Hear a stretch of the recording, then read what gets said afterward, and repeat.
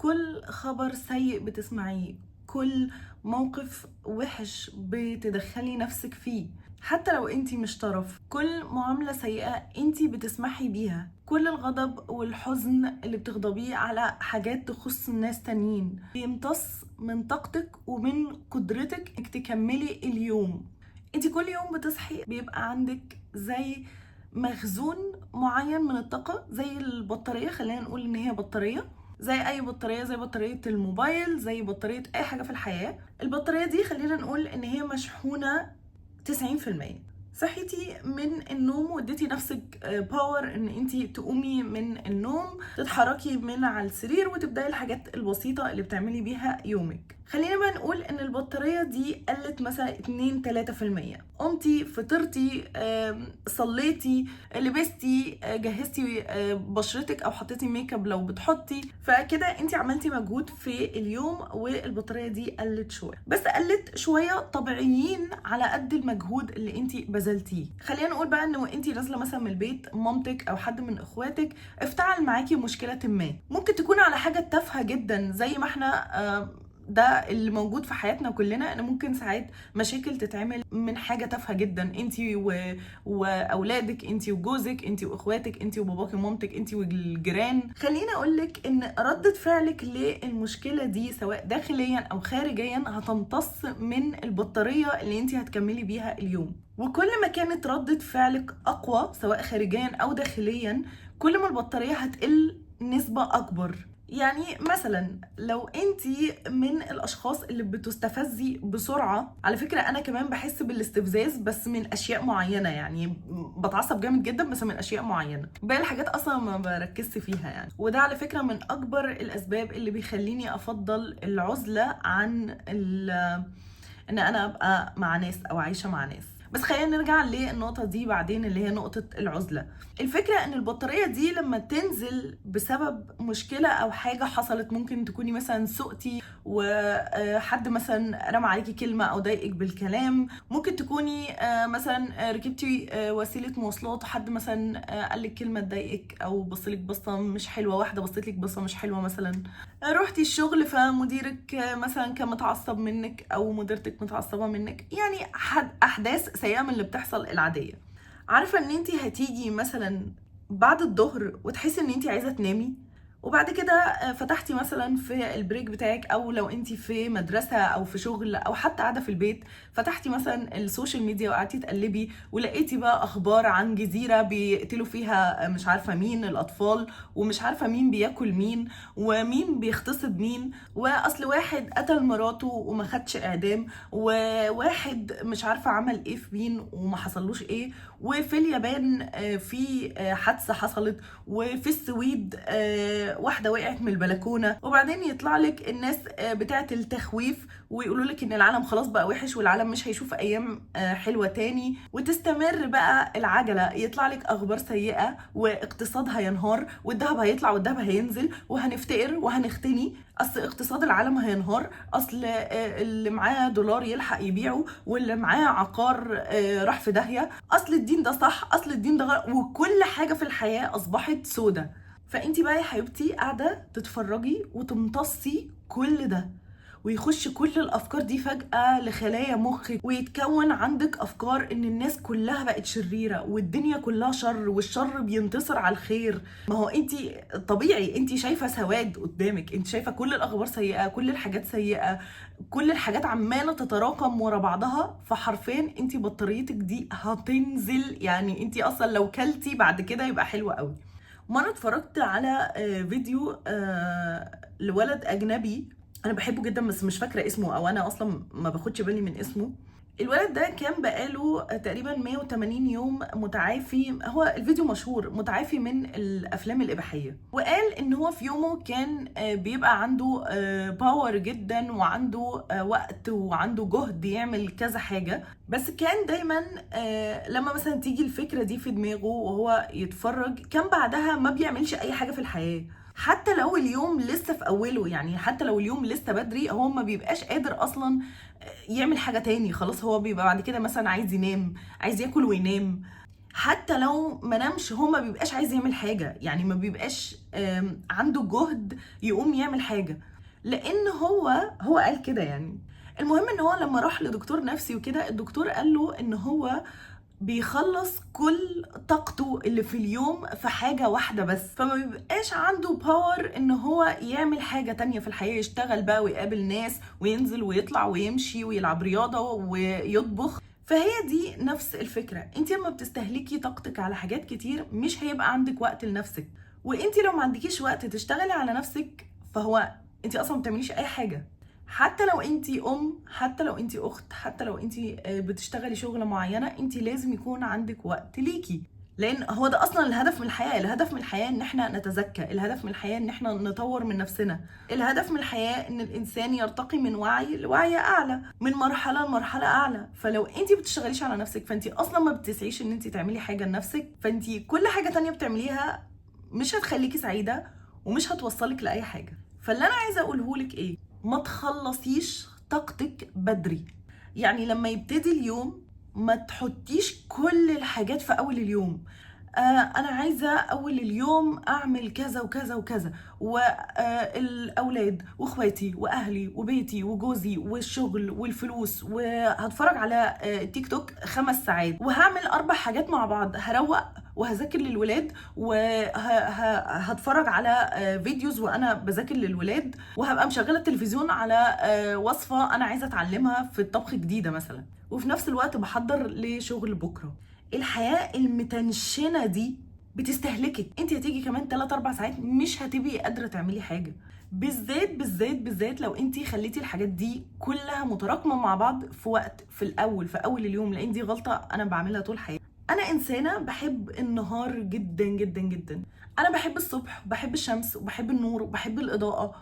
الليل بالنسبه لي انا عايزه انام، عايزه سكون، هدوء، الدنيا ضلمه. فبكون كل حاجتي، انا بصحى الساعه 5 الفجر عامه يعني، فبكون كل حاجتي، بخلص اليوم كله وكل اللي ورايا مثلا الساعه 10، وبفضل طول اليوم زهقانه، حاسه بوحده، حاسه بملل، متضايقه ان انا ما ورايش حاجه مثلا. بقعد اقلب في السوشيال ميديا واشوف كم اخبار، فطبيعي شفت كل السواد ده في الدنيا، فطبيعي انا خلاص مش عايزه اقوم اعمل حاجه، انا مش عايزه اكل حتى. فانت متخيله ان انت بتخلصي طاقتك على حاجات سلبيه وعلى حاجات ما تخصكيش؟ يعني يا ريتك مثلا بتخلصي طاقتك على حاجات سلبيه بتحلي امور في حياتك، لا لا، انت بتخلصي طاقتك على امور سيئه ما تخصكيش. انت كشخص ولا هتقدري ولا تنفعي ولا تضري فيها، انت بس بتضري نفسك بانك بتملي نفسك سلبيه، وبتملي نفسك شر، وبتملي نفسك بافكار سوداويه عن الدنيا. بتخلصي طاقتك فمش هتقدري تعملي حاجه بعدها، وفي الاخر تقولي ان انت كسليه. انت مش كسليه، انت فعلا ما عندكيش طاقه تعملي حاجه. جهدك اللي المفروض تبذليه في اليوم خلص. وطبعا كل انسان وكميه مخ غير، وكل انسان ليه قدره تحمل غير الشخص التاني، ولكن ايا كانت طاقتك انت خلصتيها، ايا كان مجهودك اللي انت قادره تبذليه في يوم واحد انت خلصتيه على فرجه لاخبار سيئه ملت دماغك بافكار سوداويه، وان الدنيا هتخلص بكره، والقيامه هتقوم يوم الجمعه الجايه، وان مش عارفه مين متحكم في العالم. مع ان في الاخر انت لو طلعتي بره كل ده هتعرفي ان مفيش حاجه مضاره بعيد عن ايد ربنا. مش عايزه اقول ايد ربنا، بس يعني مفيش حاجه مضاره في العالم بعيد عن قدره ربنا. فانت عماله تملي نفسك سواد وسلبيه وتخلصي جهدك وما تعمليش حاجه في حياتك، وبعدين ترجعي تقولي على نفسك اصلا انا كسوله، اصلا انا ما بنجز. يعني كمان بتتهمي نفسك اتهامات تبني في عقلك فكره جديده ان انت انسانه كسوله، لان انا وبعدها اي كلمه عقلك هيصدقها وهينفذها. فانتي حبيبتي مش كسوله، انتي مخلصه مجهودك اللي تقدري تبذليه في اليوم. عارفه وانا صغيره شويه في السن، يعني لما كنت مراهقه، كنت بضيع برضو جهدي بس في حاجه تانية. كنت بضيع بعيدا عن انا كنت بضيعه في الدراسه، طبعا انا كنت بحب التعليم جدا وما زلت بحب التعليم وبتعلم لحد دلوقتي. كنت بضيعه في ايه بقى؟ كنت بضيعه في ان انا اقعد احب الناس. مش بهزر والله، كنت بقعد احب الناس. طبعا انت فاكره ان انا كنت بحب شخص مثلا، يعني ولد انا معجبه بيه، لا لا لا، انا كنت بحب الناس كلها. كنت قاعده بحب في اهلي، كنت قاعده بحب في صحابي، حتى لو كان في ولد معجب بيه انا كنت بحبه ما بيني وما بين نفسي. فانا كنت قاعده ادي حب للبشريه كلها، كنت بحب الناس اللي في الشارع. حتى كنت بقعد اقول يعني لو بتكلم مع حد كنت بقعد اقول لهم الناس كلها كويسه، الناس كلها طيبه. دي سذاجه مني، سذاجه، لان انا مضيعه كل الحب اللي جوايا بره. مش بدي نفسي، انا بدي الناس. جميل ان انا ادي الناس حب وكل حاجه، بس انا ما اديتش نفسي الاول. انا حرمت نفسي من حاجه عندي بكثافه واديتها للناس اللي حواليا. عارفه لما كبرت شويه ووعي عيلي شويه، بقيت مثلا لو انا مرتبطه بواحد وانفصلنا، بقيت بزعل على نفسي، مش بزعل منه. ليه بقى قلبت الموضوع على نفسي؟ فبقيت برجع كل المشاعر ليا، بدل ما انا ازعل عليه واضيع عليه طاقتي واديله طاقتي. ما هو انت لما بتتفاعلي مع شيء انت بتديله منك، بتديله من طاقتك ومن هالتك ومن جهدك ومن مشاعرك.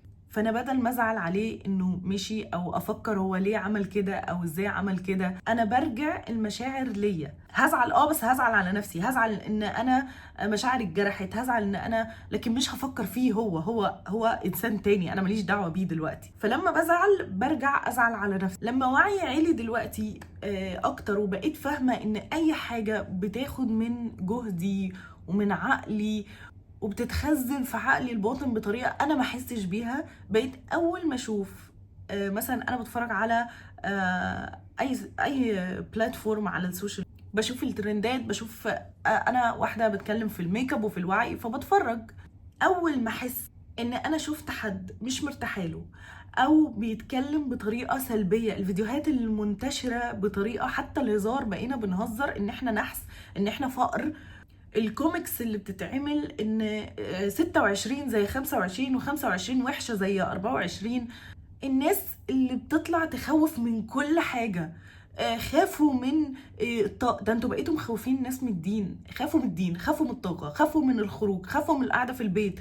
اصل القعده بتجيب تخلف في المخ، والنزول هيعرضك لخطر وحد هيتحرش بيكي. هو التخويف ده هيفيد مين؟ مين اللي مستفيد من طاقة الخوف اللي تملى الدنيا دي؟ مين اللي بيتغذى على الخوف؟ مين اللي حابب الخوف؟ مين اللي مستفيد من طاقتك اللي عمالة تنزل وما بتعمليش حاجة في حياتك؟ حتى في وقت فراغك احسن اقعدي فاضية، اقعدي مع نفسك ساكتة، احسن ما تفتحي السوشيال ميديا وتقعدي تتفرجي على حاجات سيئة، احسن ما تتفرجي على مسلسل كله دراما وحزن ومين سرق اخواته ومين قتل مراته.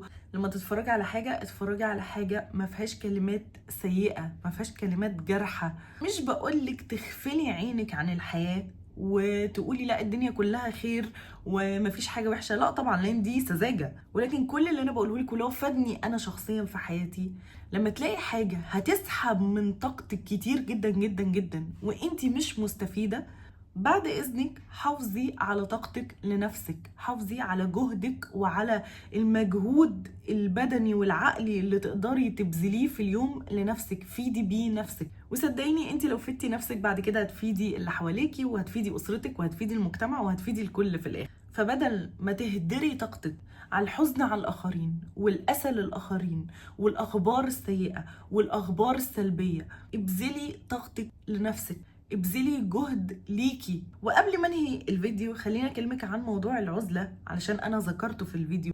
انا بطبيعتي انا انسانه حساسه وعندي حدس عالي جدا جدا جدا، فبحس بالامور قبل ما بتحصل.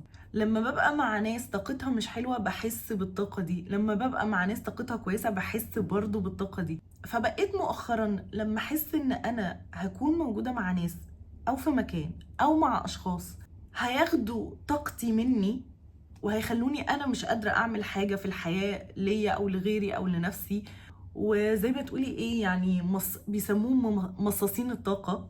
سواء مش لازم يكونوا اشخاص، ممكن يكونوا اشخاص، ممكن يكون مكان، ممكن تكون شغلانه، ممكن تكون فيديوهات انا بتفرج عليها، نوع محتوى انا بتفرج عليه.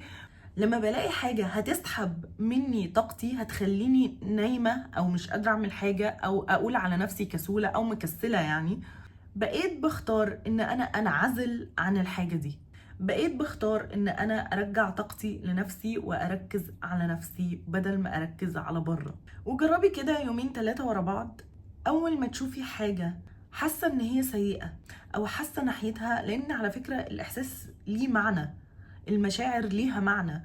لما تلاقي حاجة حسيتي ان هي هتسحب منك طاقة كبيرة، مشكلة، خبر، مسلسل، فيلم، نقاش مثلا دخلتيه مع حد، لما تحسي ان الحاجة دي هتسحب منك كتير وهتتعبك، اختاري العزلة، ابعدي عنها.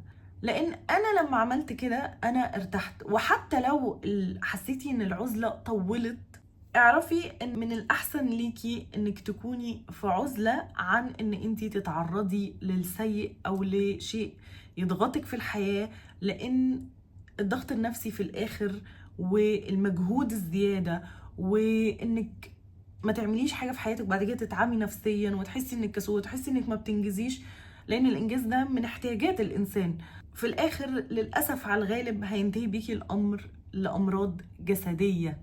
يعني جسمك نفسه هيتعب مهما الموضوع طول او قصر، جسمك في الاخر هيتعب لو انتي مش مرتاحة او مش، على الاقل مش لازم تكوني سعيدة يعني طول النهار والليل وبتحكي، بس على الاقل تكوني مرتاحة. فكريني في فيديو اكلمك عن فوائد العزلة.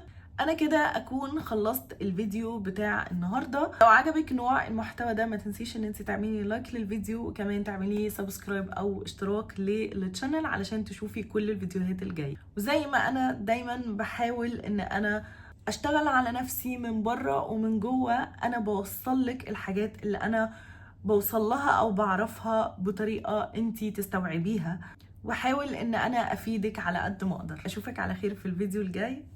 سلام.